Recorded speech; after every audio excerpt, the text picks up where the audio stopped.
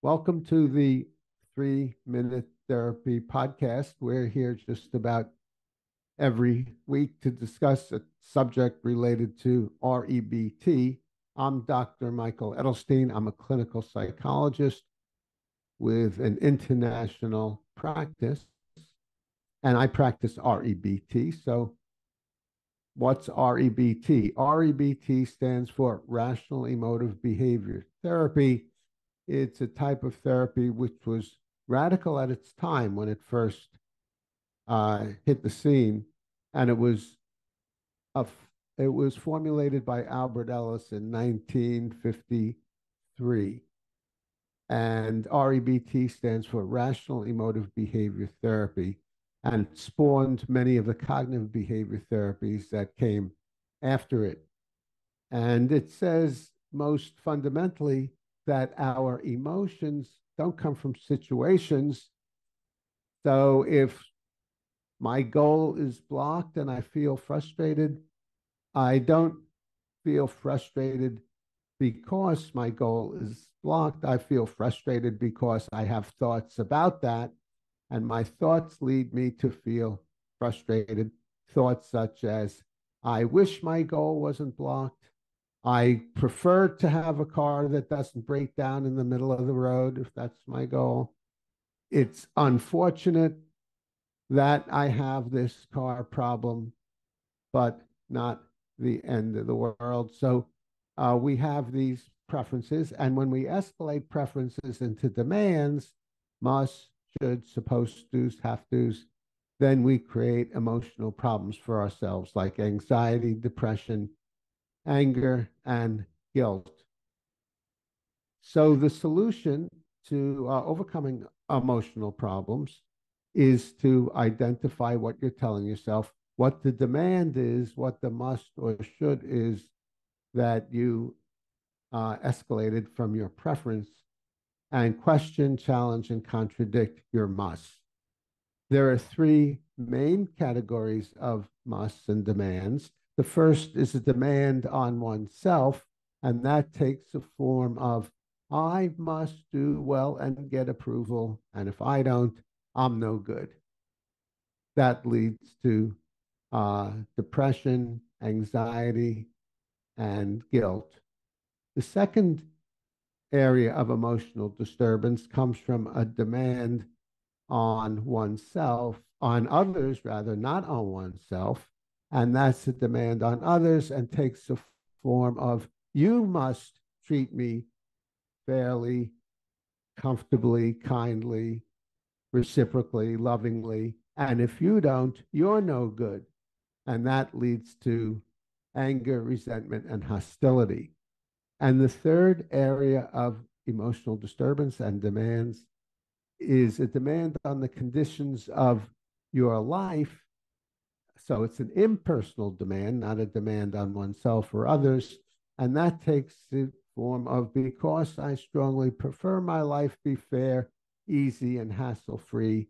Therefore, it must be, it has to be, and I can't stand it if it's not. And that leads to procrastination, to put off facing discomfort, or addictions, trying to escape from discomfort. So today I'm going to be discussing guilt.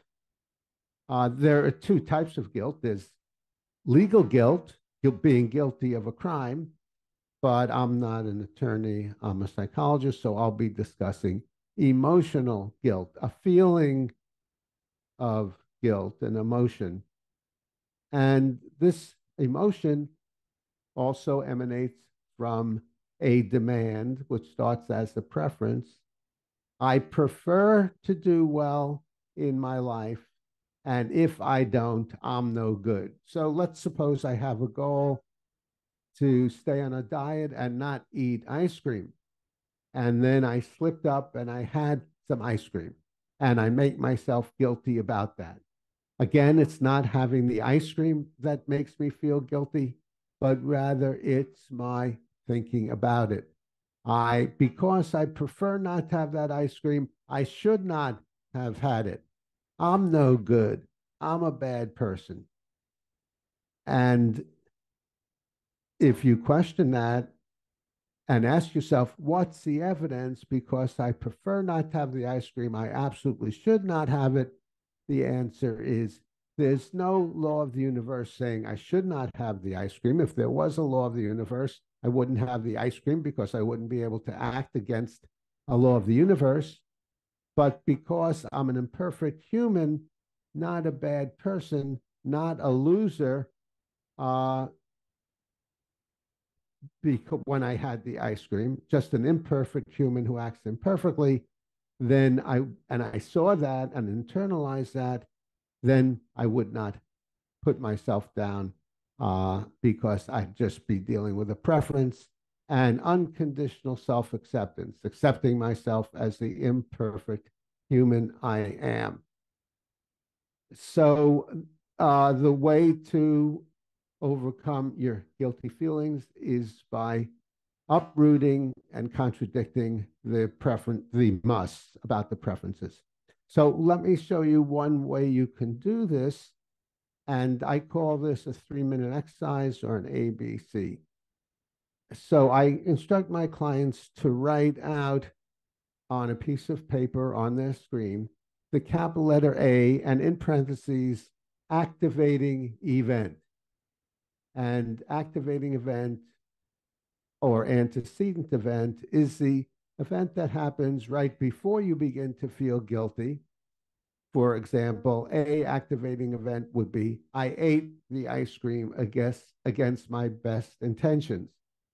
Then underneath the A is B, irrational belief, and that's the demand, that's the must or should, which is I should not screw up, I must stick to my diet, I'm no good, I'm a failure.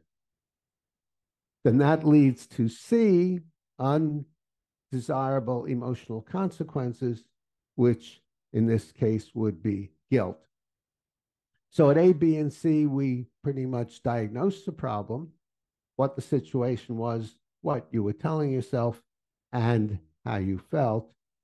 So in order to treat that problem, we go on to D, E, and F. D is disputing or questioning the irrational belief. I should not have eaten the ice cream. And to question that, you simply make it into a question. What is the evidence? Why? Where is the data? What is the logic behind my idea that I should not have eaten the ice cream? So that's just a question. Don't answer it yet. That's the question. And then go on to E to answer the question. E is effective new thinking or the answer to the question. And some possible answers in this case could be, although I preferred not to eat the ice cream, there's no law of the universe saying I must not. I don't like having screwed up and gone off my diet, but I can stand what I don't like. Pressuring myself not to go off my diet doesn't help and only makes me feel worse. And going off my diet just proves about me is that I'm an imperfect human who acts imperfectly, not a worthless failure. And then finally at E, it's not going off my diet that causes my guilt, but rather it's my irrational must and should thinking about it, and I can change my thinking. So that would be E, effective new thinking. And then finally, F, new feeling. Once you internalize what you wrote at E, would be frustrated, concerned, disappointed, displeased.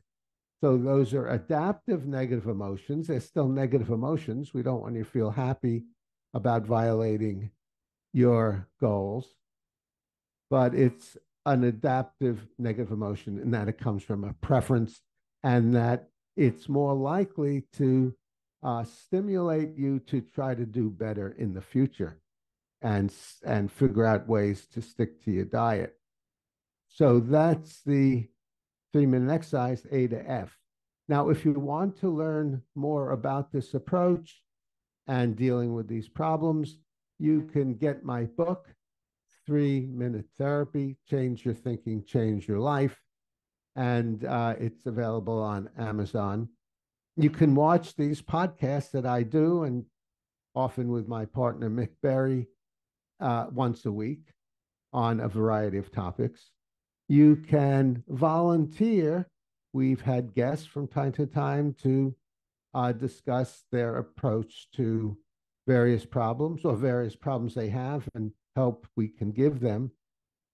And you can tune into the 3 Minute Therapy podcast each week to stay on the rational side of life.